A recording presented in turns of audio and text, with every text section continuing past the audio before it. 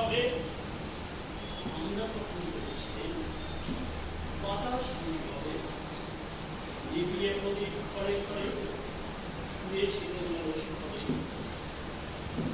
একজন বলেছিল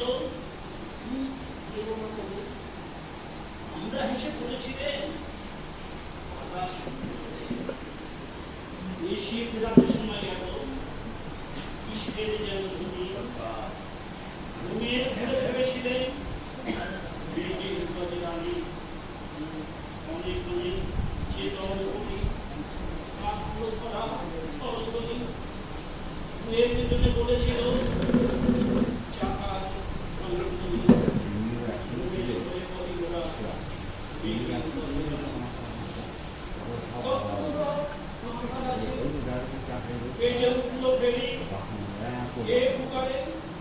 যাবো সবাই আর কোনো না দেরি অল্প করে দুঃখ চেপে আমরা এর দিকে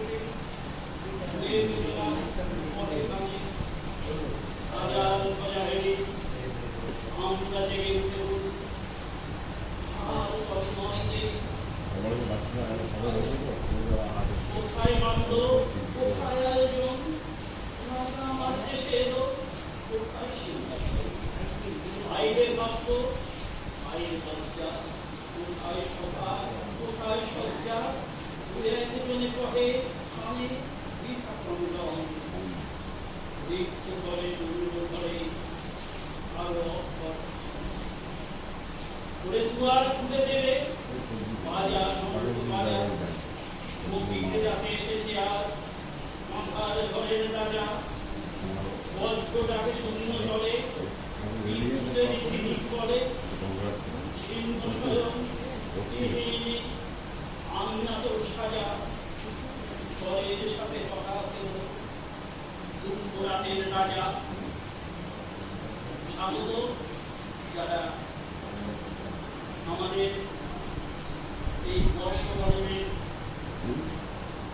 অনুষ্ঠানে এসে আমাদের অনুষ্ঠানকে সফল করার জন্য সহযোগিতা করেছেন যদিও এখন দেরিতে আমরা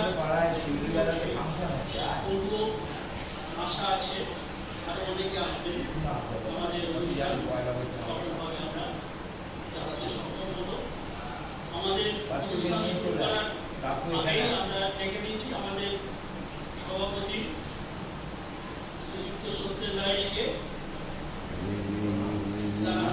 করার জন্য সম্পাদক তার প্রতিবেদন পেশ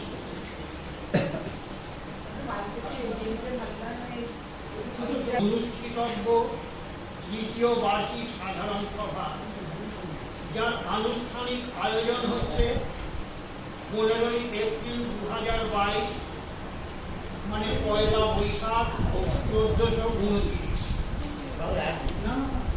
অনুষ্ঠান স্থল কুমারগঞ্জ 29 বি শশীভূষণ ঘোষ লেন মাহেশ শ্রীরামপুর সময় সন্ধ্যা 6 ঘটিকা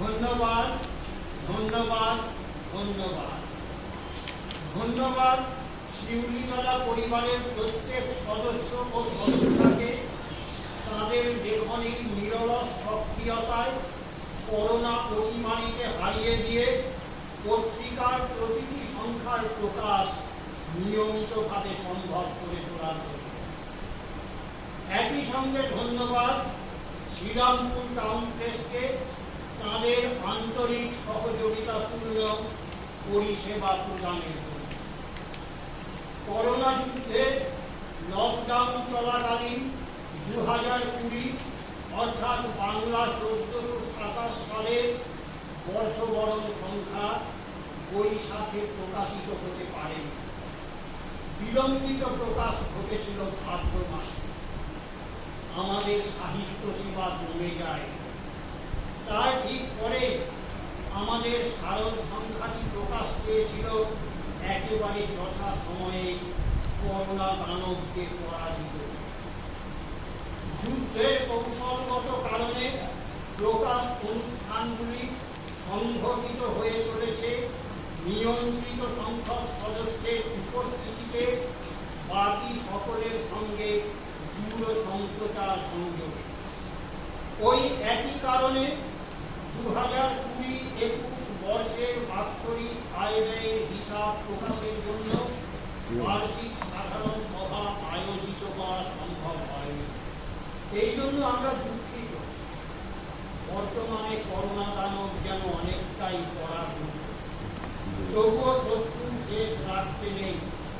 তাই যথাসম্ভব সাবধানতা অবলম্বন করে আমরা 2022-এর 15ই এপ্রিল অর্থাৎ নভেম্বর 1429-এ আয়োজন করলাম তৃতীয় বার্ষিক সাধারণ সভা, যেখানে আমরা আপনাদের সকলের অনুমোদনের জন্য পেশ করছি 2020-21 এবং 2021-22 বর্ষদ্বয়ের বাৎসরিক আয় ব্যয়ের হিসাব, যা নিম্নরূপ। প্রথমে 2020 আয় আদায় বাৎসরিক গ্রাহক অনুদান 2800, বর্ষবরণ সংখ্যার বিজ্ঞাপন 1000, উজ্জ্বল ম্যাগাজিন আছে, শারদ সংখ্যার বিজ্ঞাপন 2100, ঘাটতি মোট 6800, ব্যয় টাকায় বর্ষবরণ সংখ্যার মুদ্রণ 1500, তার আগে হোয়াটসঅ্যাপ ঢুকতে হবে, সংখ্যার সদস্য করা ঢুকতে হবে। বর্ষবরণ সংখ্যা প্রকাশ 400, শারদ সংখ্যা নেট আছে, নেট খোলা আছে। মোট 6800। 2021-22 আয় টাকায় বাৎসরিক গ্রাহক অনুদান 2900, বিশেষ গ্রাহক অনুদান 1500, বর্ষবরণ সংখ্যার বিজ্ঞাপন 1500, শারদ সংখ্যার বিজ্ঞাপন 1000, মোট 6900। ব্যয় টাকায় প্রেস ঠিক আছে, সত্যি তো ঢুকবে। ভাষা দিবসে টিফিন 380, মন্দিরা পালের যাতায়াত ব্যয় 200, উদ্বৃত্ত 1120, মোট 6900। 2 অর্থবর্ষের সাফল্যে উদ্বৃত্ত 180।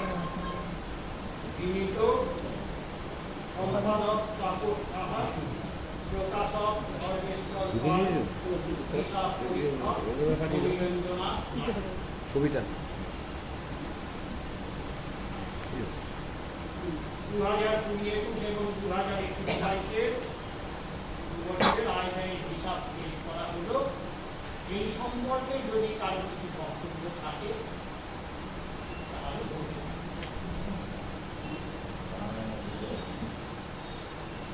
এখানে যারা আছেন সবাই গ্রাহক, সবাই গ্রাহক।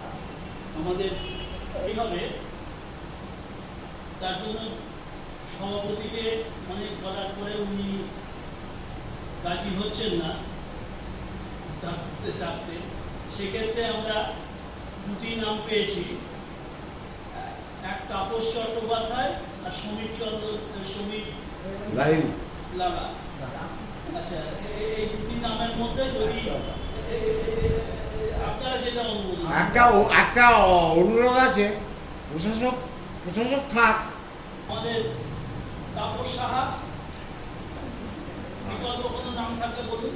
না, তাপস যথেষ্ট খুব ভালো নৃত্য পরিবেশন করবেন।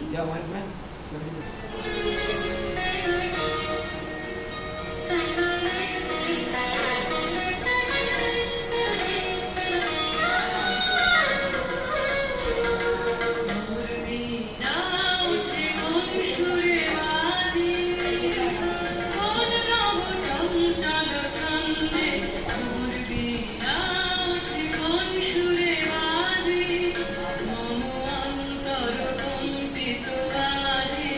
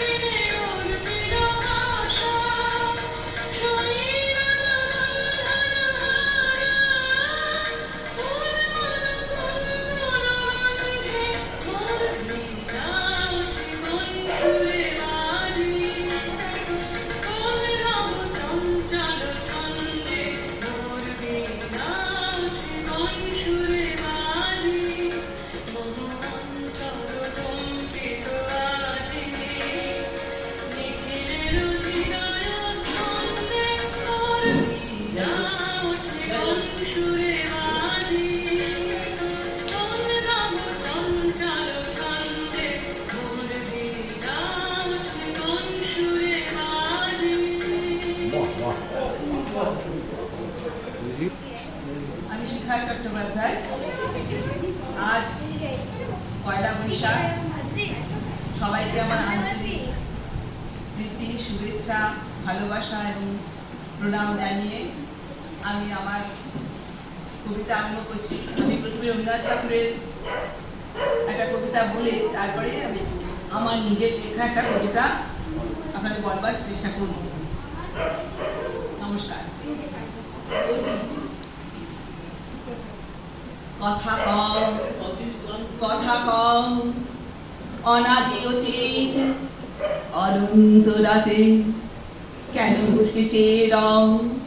কথা কও, কথা কও, যুগ যুগান্তে সঞ্চিত ব্যথা তোমার সাগর তলে, কত জীবনের কত ধারা এসে মেশায় তোমার জলে, শেখায় সে তার স্রোত নাহি আর, কল কল ভাস নীরব তাহার, তরঙ্গহীন ভীষণ মৌন, তুমি তারে কোথা লও? হে অতীত তুমি হৃদয়ে আমার, কথা কও, কথা কও, কথা কও, কথা কও, স্তব্ধ অতীত হে গোপন চারি, অচেতন তুমি নও, কথা কও, কথা কও, কত দিবসের কত সঞ্চয় রেখে যাও মোর প্রাণে, হে অতীত তুমি ভবনে ভবনে কাজ করে যাও গোপনে গোপনে, মুখর দিনের চপলতা মাঝে স্থির হয়ে তুমি রও, হে অতীত তুমি গোপনে হৃদয়ে কথা কও, কথা কও, কথা কও, কথা কও, কোনো কথা কবু হারাওনি তুমি, সব তুমি তুলে নাও, কথা কও, কথা কও, তুমি জীবনের পাতায় পাতায় অদৃশ্য লিপি দিয়া পিতামহাদের কাহিনী লিখেছ মরে যায় মিশাইয়া, যাহাদের কথা ভুলেছে সবাই তুমি তাহাদের কিছু ভুলো নাই, সঞ্চিত যত নীরব কাহিনী স্তম্ভিত হয়ে বও, ভাষা দাও তারে, হে মনি অতীত, কথা কও, কথা কও। নমস্কার।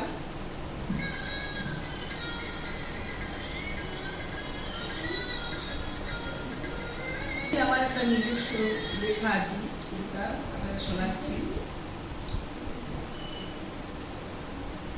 আবার আমরা করোনাকে কিছুটা হলেও আমরা শান্ত করে আবার আমরা মিলেছি একসঙ্গে, সেই নিয়েই লেখা আমার।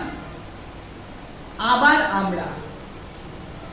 আমরা মিলেছি যে একসাথে, কোভিডের যুযু যতই দেখাক ভয়, মনকে আমরা শক্ত করেছি, পাবো না কো আর ভয়।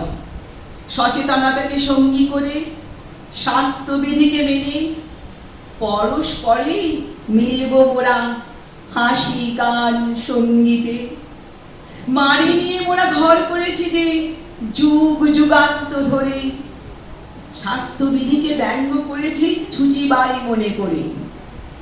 ভুলের মাসুল তাই তো গুনেছি এই কবছর ধরে, শিক্ষা নিয়েছি কোভিডের থেকে, এ কথা যেন না যাই ভুলে।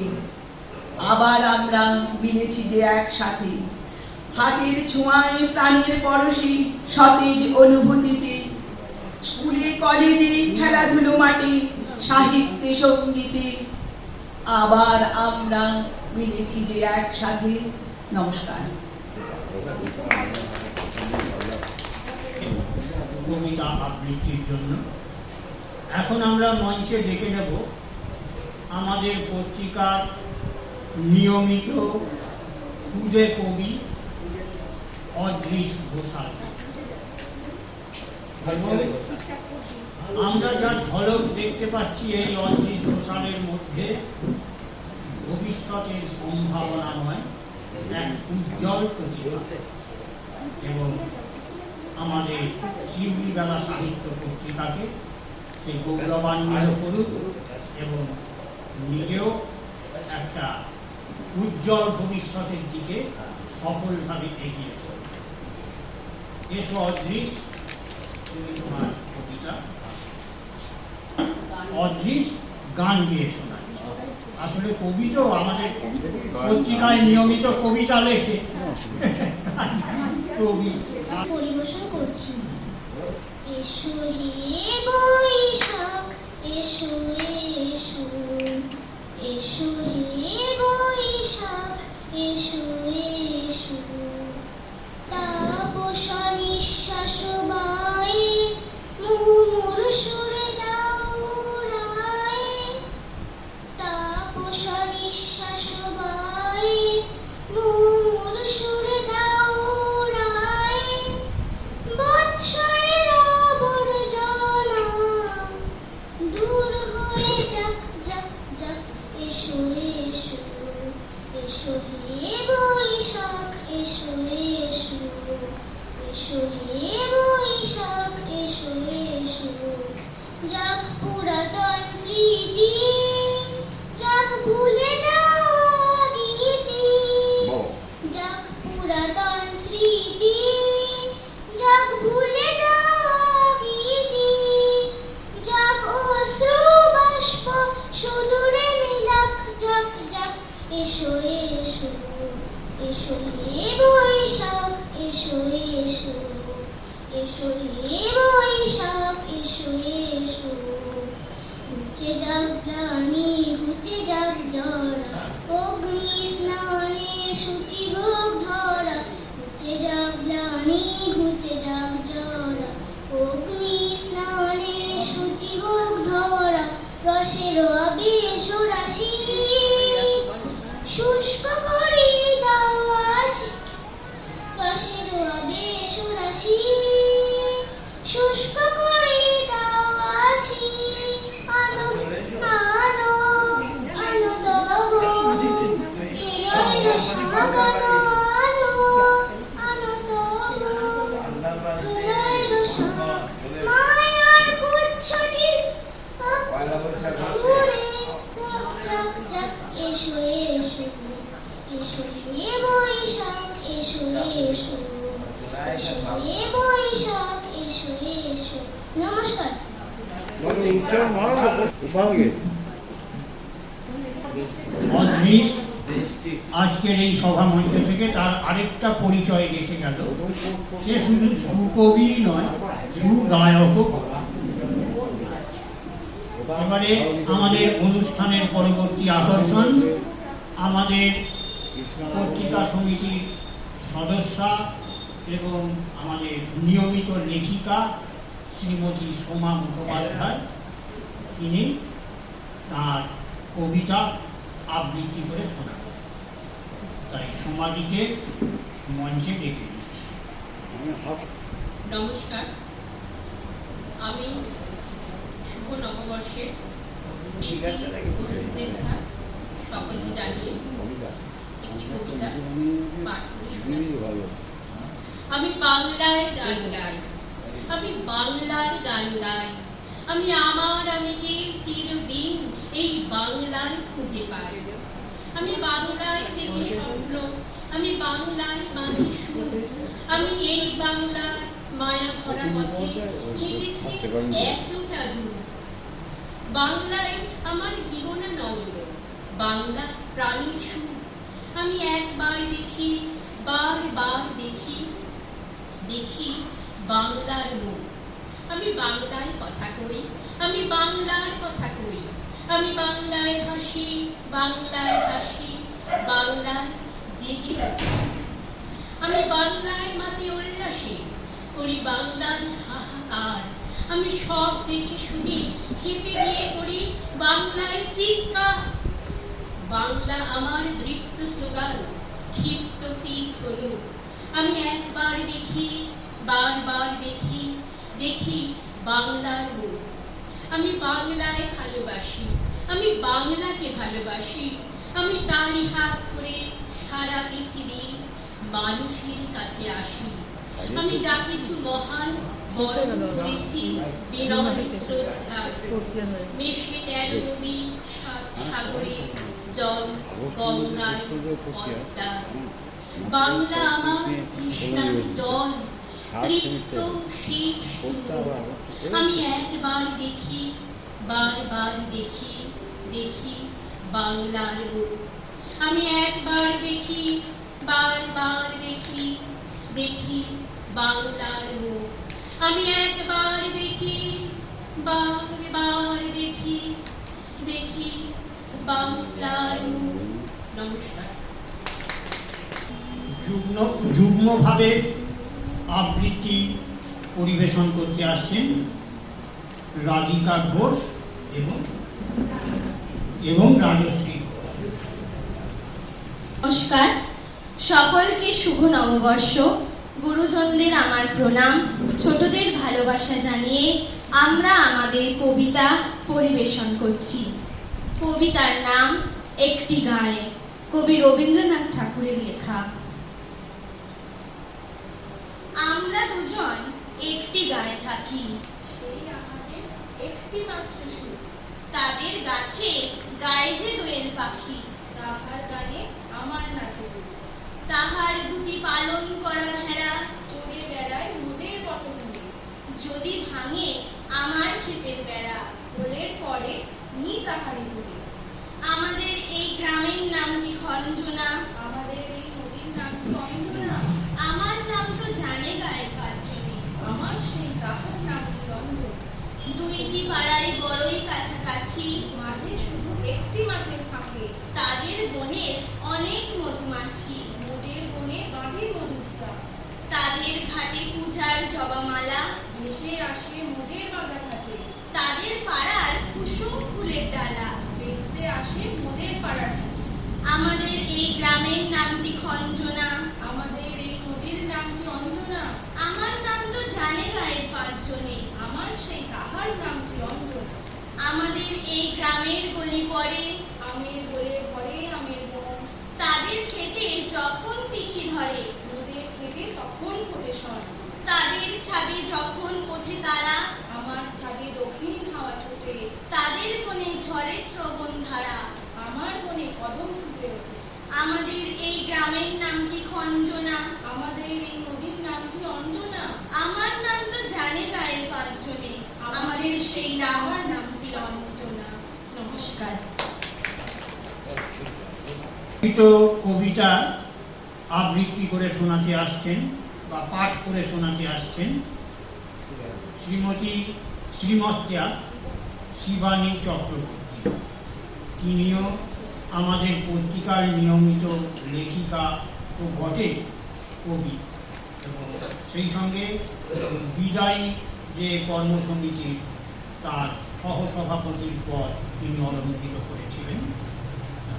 তিনি তার স্বরচিত কবিতা আবৃত্তি বা পাঠ করে শোনাচ্ছেন। আসুন শিবানী।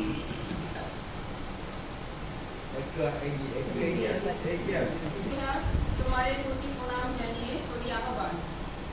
তীর্ণ পাকার ধরার পরে চৈত্র শেষে আমরা বকুল সিঁদুর পলাশ হয় দেশে। বৈশাখ তুমি কেউ না কেউ মোদের সাথে, ঝরার পরে নতুন আলোর আশাতে। চলে যাওয়া দিনগুলি করে স্মৃতির অনুধান। ওগো বৈশাখ তুমি দাও নতুন জীবন। উঠবে নতুন সূর্য, বইবে মুক্ত শীতল হাওয়া। শাখায় শাখায় তুমি ফল যাবে ধরে এইটুকু চাও। নতুন বছর নতুন আলোর দিনগুলি ঘরে যায়। হে বৈশাখ তোমার কাছে এই শুভ কামনা। এসো নূতন হে বৈশাখ এসো বারেবার, তোমারে জানাই কোটি কোটি নমস্কার। আমি আরেকটি রবীন্দ্রনাথ ঠাকুরের রবীন্দ্রনাথ ঠাকুরকে নিয়ে আমি নিজে লিখেছি সোনালি রবীন্দ্র স্মরণী। আজই নূতন প্রভাতে আলোকিত করে তুমি এলে তুমি, অরুণোদয়ের স্বর্ণ কিরণে পৃথিবী উঠিল জাগে। পুরাতনের বাস ছিন্ন করিয়া এলো নবদীপ ছায়াকে। বরণের মালা সাজায়ে রেখেছি তোমায় পৃথিবী সিংহাসনে। তুমি সকলের কাছে উজ্জ্বল প্রাণের প্রদীপ চালক। প্রভাতের সমীরণে পাখির কুঞ্জন করিলা সঙ্গী ফুটিল। নগর দিনের প্রাতে নূতন গানে নূতন রাগে নূতন হৃদয় জাগে। হে বিশ্বকবি সীমার মধ্যে অসীম তুমি, তোমায় রাখি অন্তর মাঝে।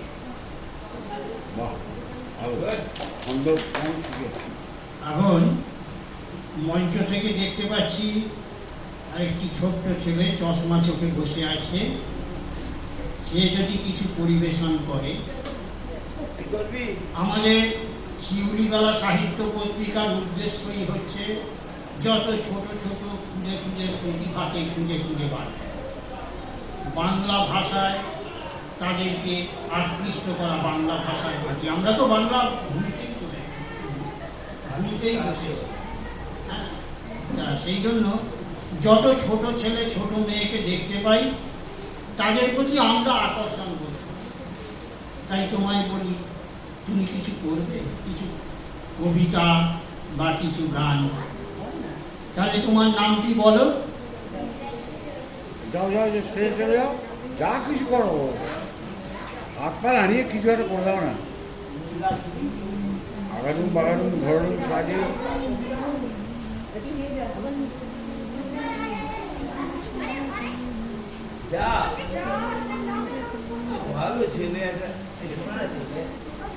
তাহলে আমার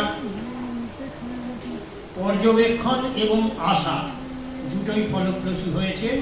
নীলাদ্রি চৌধুরী ছোট্ট ছেলেটি সম্মত হয়েছে একটি কবিতা আবৃত্তি করে শোনানো। এসব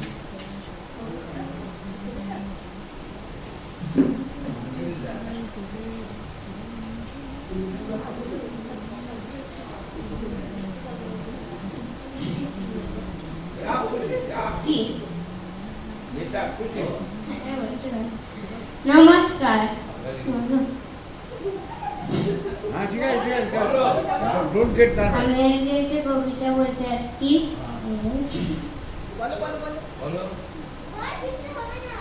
কি? সারাদিন সুনির্মল চক্রবর্তী। সারাদিন ভালো লাগে নানা ছবি আঁকতে, খাতায় পাতায় চায় মন খানা রাখতে। ইদিবিদি ভাবনারা মনে আছে তখনই, ছবি হয়ে খাতাটা রয়ে যায় তখনই।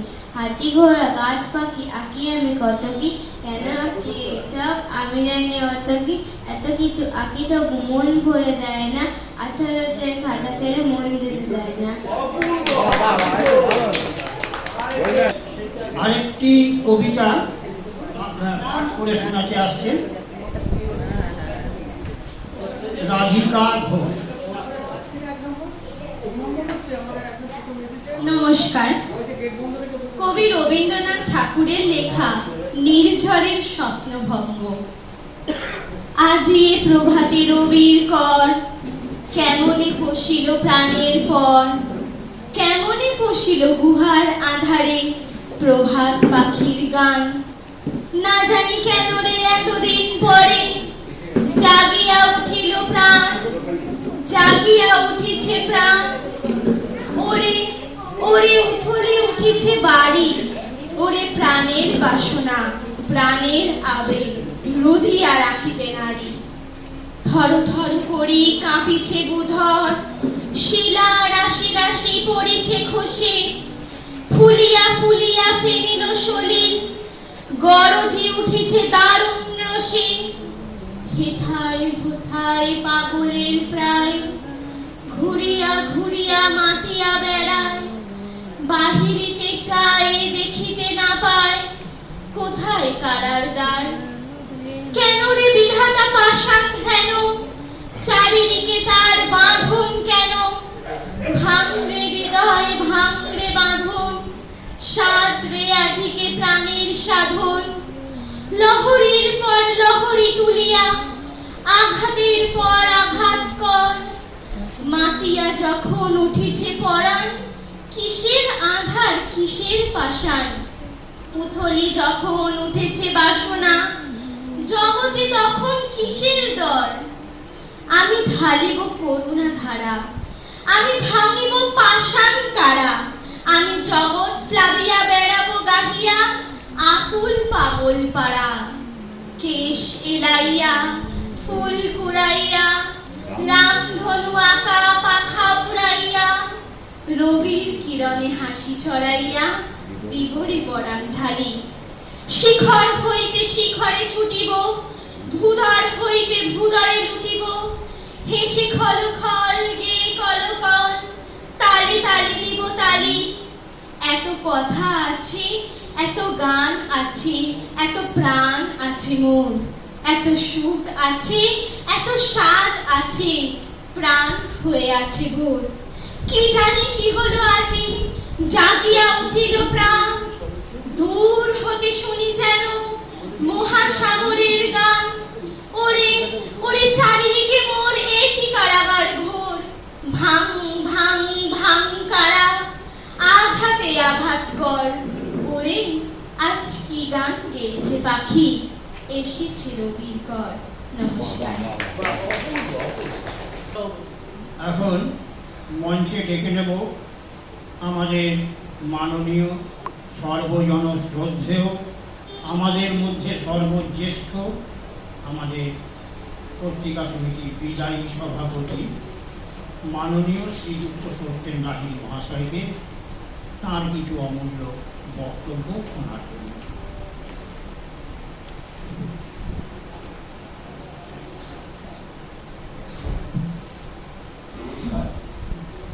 নতুন বর্ষ 1429 আজ শুভারম্ভ।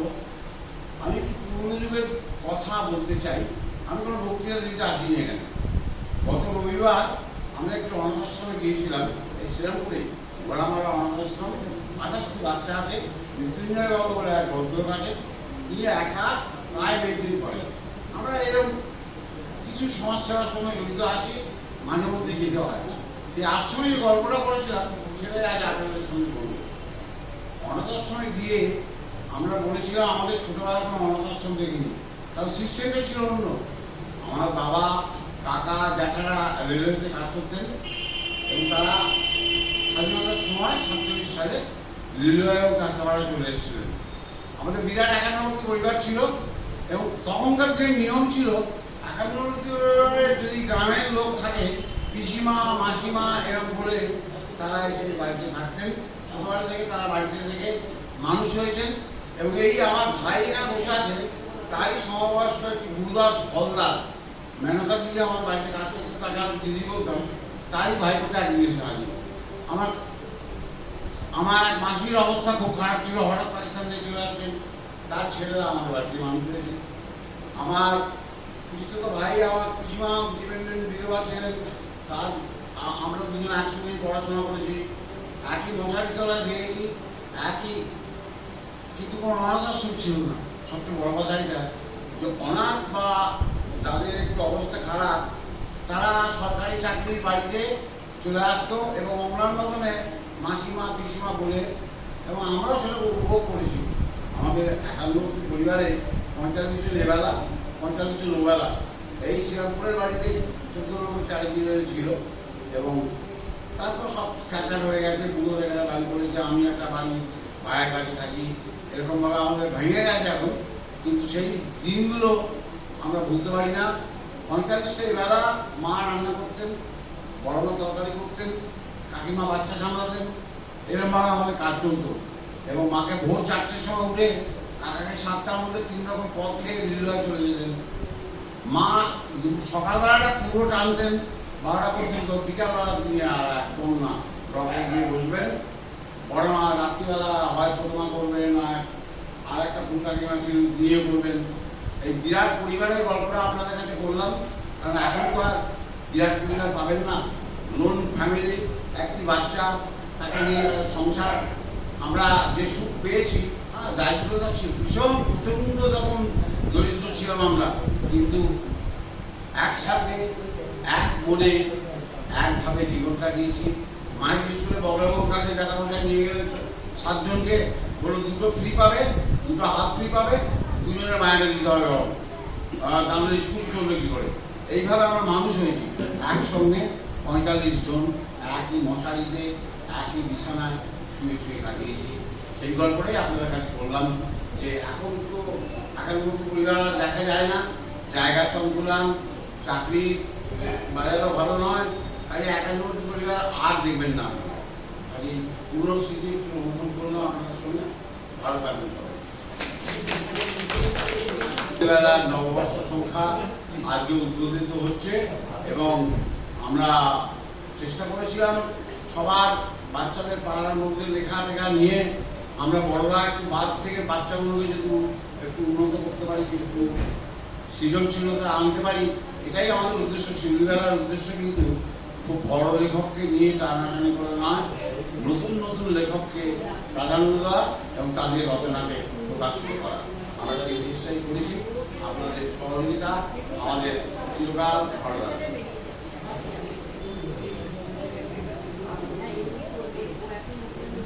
আমাদের নবনির্বাচিত সহসভাপতি মাননীয় তাপস চট্টোপাধ্যায় একটু কথা বলবেন, তারপরেই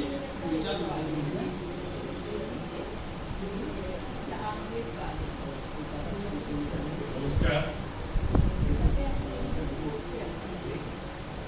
আজ পয়লা বৈশাখ, দিনটা আমাদের সামনের বছরটা যাতে আমাদের খুব ভালোভাবে কাটে, এইটাই ভগবানের কাছে প্রার্থনা করি। বাংলা আমাদের খুবই পরিচিত এবং রিসেন্টলি উনি আমাকে একটা এখানকার পদে করেছেন। আমি যদিও এই ধরনের কালচারাল ব্যাপারে খুব একটা থাকি না, আমি ব্যাংকে কর্মচারী ছিলাম, অ্যাসোসিয়েশন নিয়ে ব্যস্ত থাকতাম। যাই হোক, অবসর সময় আশা করি ভালো কাটবে, আপনারা সবাই ভালো থাকবেন, এটাই আমি কামনা করি।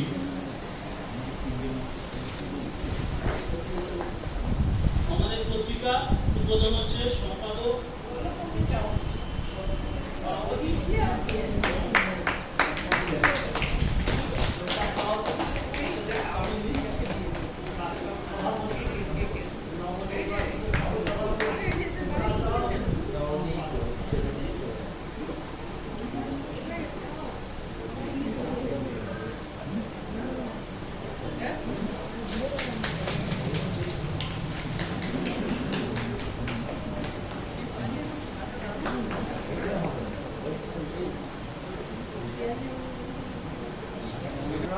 বাচ্চা ছেলেটি ভালোই লেগে এবং আস্তে আস্তে নিশ্চয়ই এসে আরো ডেভেলপ করবে এবং বড় হবে। সর্বশেষ যে অনুষ্ঠানটা আছে সেটা হচ্ছে আজকের সবচেয়ে আকর্ষণীয় একটি শ্রুতি নাটক, বহুল প্রচারিত এবং সর্বজন পঠিত শরৎচন্দ্রের সেই মহেশ। আমরা আমাদের সুপরিচিত নাট্য ব্যক্তিত্ব আমাদের কাছে এসছেন, আমরা কজনের পরিচালনায় আজকে সেই নাটকটি পরিবেশিত হবে। সকলকে অনুরোধ করছি আপনারা একটু জায়গায় বসুন, ওনারা একটু প্রস্তুতি নিয়েই আমাদের নাটকটি পরিবেশন করছেন। ধন্যবাদ।